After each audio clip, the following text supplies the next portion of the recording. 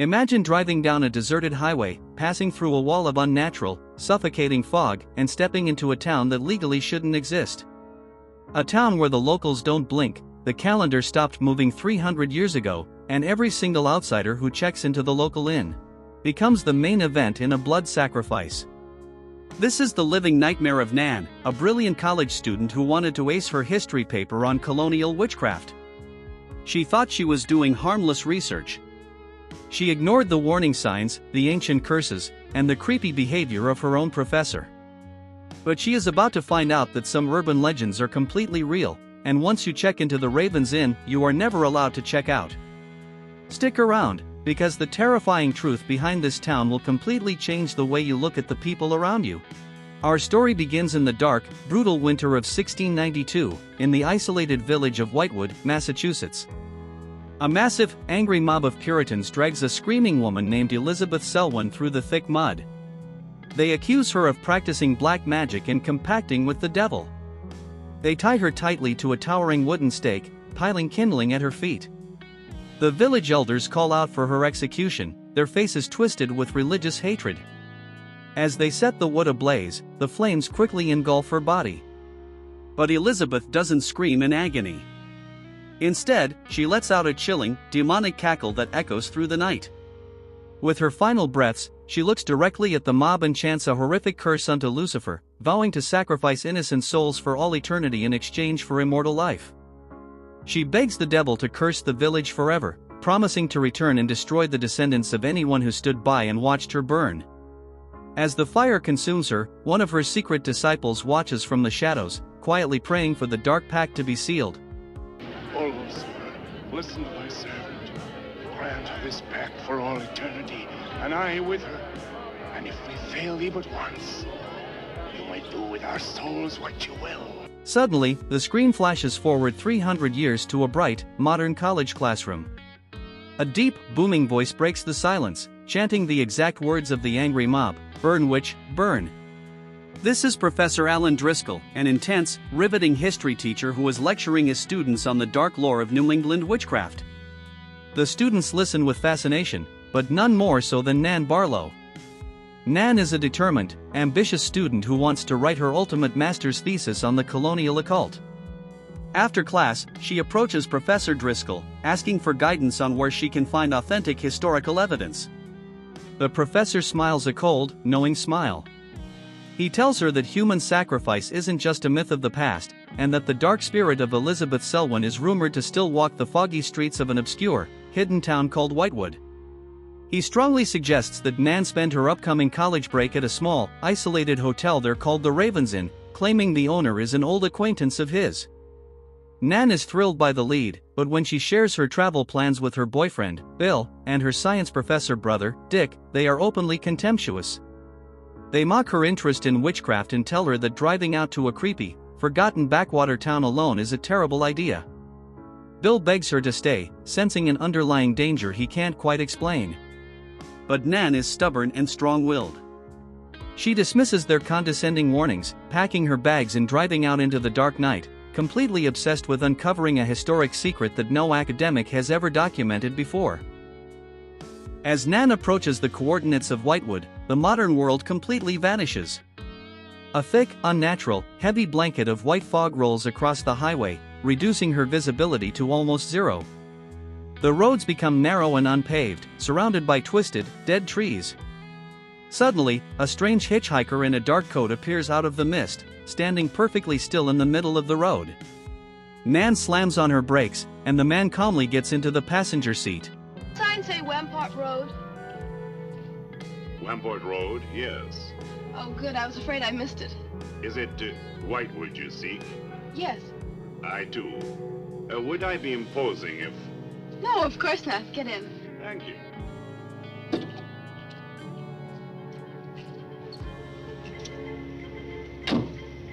He refuses to speak or answer any of her questions, his eyes staring blankly ahead with a cold, lifeless energy. When they finally reach the decaying gates of Whitewood, the strange man vanishes into the fog just as quickly as he appeared. Spooky, isn't it? Well, keep your fingers crossed for me, Mr. Keene. I hope Mrs. Newells has that room.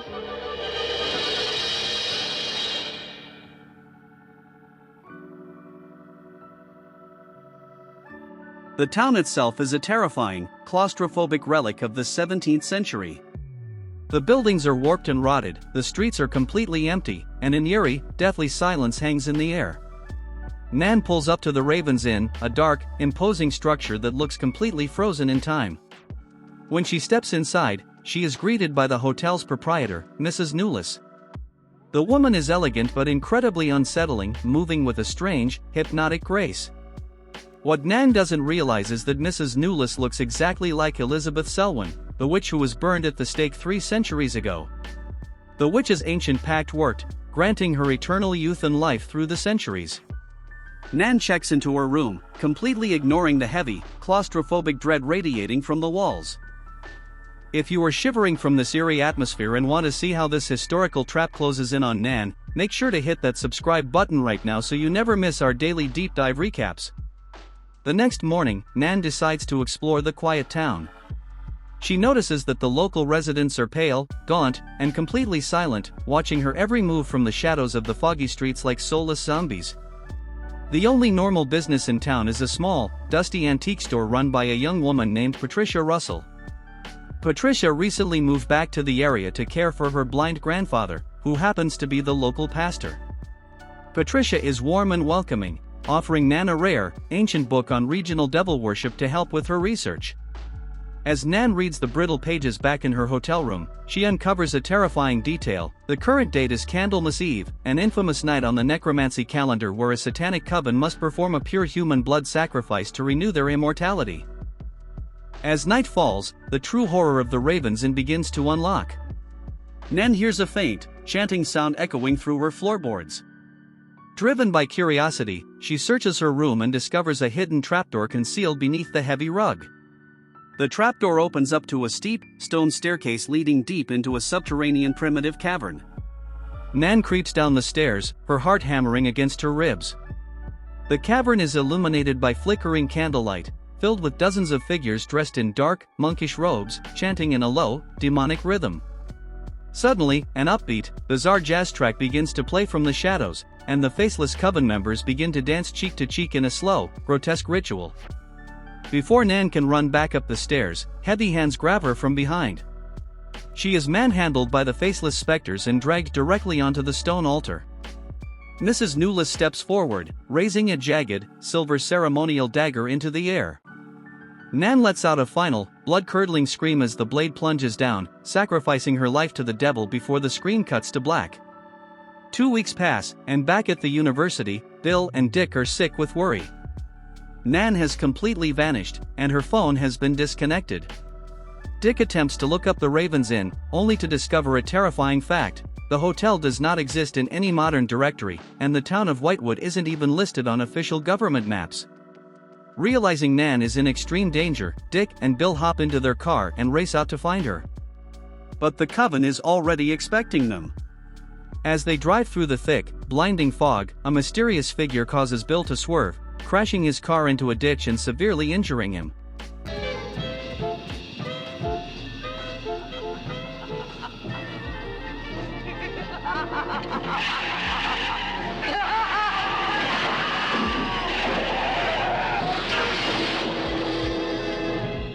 Dick is forced to abandon his friend and walk into the nightmare town of Whitewood completely alone. Dick arrives at the Raven's Inn, where Mrs. Newless smoothly lies to his face, claiming that Nan checked out weeks ago and left the town. Sensing a massive cover-up, Dick begins searching the foggy village, eventually stumbling into Patricia's antique shop. Patricia's blind grandfather, Reverend Russell, warns Dick that the entire town is under the complete, supernatural control of Elizabeth Selwyn's undead coven. He reveals that the coven operates out of the dark cavern beneath the inn, and that they need one more sacrifice before the clock strikes midnight to seal their power for the next century. Just as the realization hits Dick, a blood-chilling scream echoes from the antique shop. The robed cult members have broken in, knocking Dick unconscious and kidnapping Patricia to be their final virgin sacrifice. Dick wakes up and realizes the final hour has arrived. He runs through the thick, swirling mist toward the ancient, fog-soaked graveyard where the coven has moved their sacrificial altar. As he reaches the iron gates, he sees a horrific sight. Dozens of undead spirits and robed cult members surround a stone slab where Patricia is tied down. And standing at the head of the altar, leading the Black Mass, is none other than Professor Driscoll. The trusted college teacher is actually an ancient warlock, a descendant of the original Coven, who lured Nan and Patricia to their deaths. Driscoll raises the sacred dagger, preparing to end Patricia's life. Dick charges forward to save her, but he is instantly outnumbered and restrained by the soulless, undead villagers. All hope seems completely lost.